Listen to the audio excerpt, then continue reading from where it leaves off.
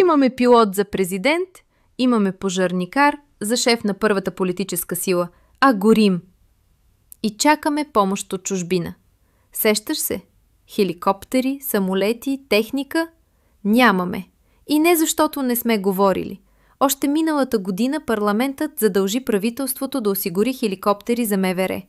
201 гласа за, нито един против. Но в бюджет 2025 няма и стотинка за това.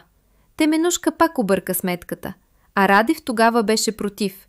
Каза, нямаме пари, не можем да дублираме хеликоптери.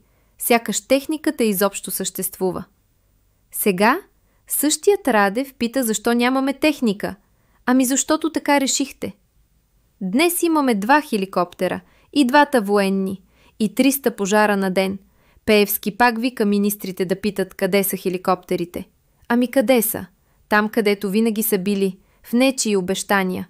Последва и за още реални въпроси, които никой не обича да си задава.